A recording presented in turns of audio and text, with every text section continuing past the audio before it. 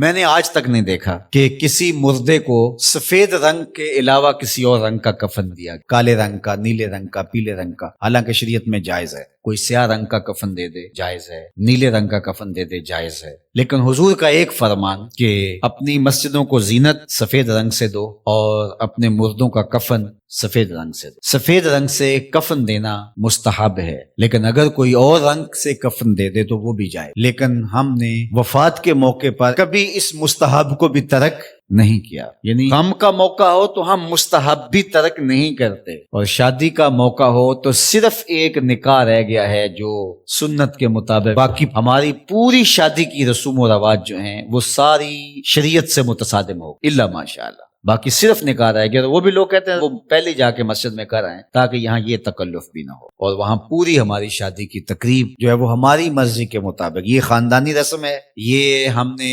Media پہ دیکھی تھی، یہ سوشل میڈیا پہ دیکھی تھی، یہ ہمارے ایک دوست کی شادی پہ گئے تھے، یہ ہم نے وہاں دیکھا تھا، اور کتنی تہذیبوں کا مغلوبہ بنا کے ہم ایک تقریب کرتے ہیں اور اس میں ہماری خواہش ہوتی ہے۔ ہم شریعت سے نہیں پوچھتے کہ شریعت اس کے بارے میں کیا کہتی۔ تو کیا اسلام غموں کا مذہب ہے، دکھوں کا مذہب ہے؟ خوشی کے موقع پر آپ اسلام کو نہیں بلائیں گے؟ آپ مجھے غم کے موقع پہ آواز دیں، فوتگی کے موقع پہ آواز دیں، میں چلا آؤں، اور جب شادی ہو تو آپ مجھے کارڈ ہی نہ بھیجیں، تو میں کہوں گا کہ میرا آپ سے صرف یہی تعلق ہے۔ غم کا موقع ہو تو آپ شریعت کے مستحب کا بھی خیال رکھیں، اور شادی کا موقع ہو تو آپ شریعت کی پرواہ نہ کریں۔ تو یہ تو پھر آپ کی مرضی کا دین ہوا نا، جہاں چاہا اس کو پسند کر لیا، جہاں چاہا دین کو چھٹی دے۔ کاروبار میں، اپنے طرز زندگی میں، اپنی سیاست میں، اپنی پارلیمنٹ میں، اپنی کچہریوں میں، اپنی عدالت میں، اپنے میڈیا ہاؤسز میں کہیں دین نہیں ہے۔ دین کہاں رہ گیا؟ اللہ اکبر۔ اقبال نے جو شکوہ میں کہا کہ اگر مسجد میں صف آ رہا ہوتا ہے تو غریب، دین غریبوں کے پاس رہ گیا۔ دولت بڑھتی جاتی ہے تو دین بھی مرضی کا ہوتا جاتا ہے۔ مولوی صاحب کو پابند کرنے چاہتے ہیں لوگ کہ آپ اس طرح کا دیں جس طرح ہم چاہتے، تو یہ تو اپنی خواہش اور آرزو اور تمنا کا نتیجہ ہوا۔ تو اللہ فرماتا ہے پھر یہ کیا ہوگا اگر تم ایسا کرو گے تو آخرت رہی، وہاں تو اشد عذاب تمہیں ہوگا ہی، دنیا میں بھی تمہارے لیے خزی رسوائی ہے۔ اور آج ہمارا مسئلہ کیا ہے؟ آج ہم نہ دنیا دار ہیں نہ دین دار۔ کافر تو سیدھے سیدھے کافر ہیں اور اپنا ان کا نظام ہے اور اس نظام کے مطابق چل رہے ہیں، اور ہم کیا ہیں؟ ہم رادے بٹیر رادے تیتر، کبھی ہم کہتے ہیں ہم مسلمان ہیں اور کبھی کہتے ہیں نہیں ہم جدید تہذیب کے نمونے ہیں، اور ہم اس صورت کے اندر اپنے آپ کو دکھانا پیش کر رہے ہیں۔ تو ہماری شکلیں روز بدلتی رہتی ہیں۔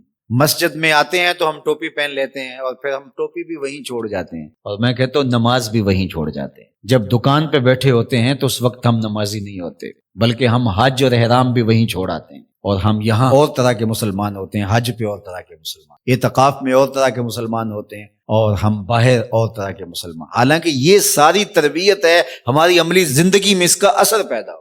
جب سجدہ کریں تو سجدے کا نور لے کے گھر پلٹیں، جب رکوع کریں تو رکوع کا جمال ہمارے ساتھ سفر کرے، جب حج کریں تو حج کا نور ہمارے ساتھ اتر کے آئے اور ہم اس کو معاشرے میں بانٹیں، اعتکاف کا جمال ہماری طبع کے اندر راسخ ہو جائے اور ہمارے اندر جو ہے وہ نور بکھیر دے۔ تو مسلمان کا دین اور دنیا الگ چیز نہیں ہے، مسلمان کا دین اور دنیا ایک ہی چیز ہے، اور وہ اکٹھے چلتے ہیں، اور ان کو جدا کریں گے تو پھر چنگیزی کے علاوہ کچھ باقی نہیں رہے گا۔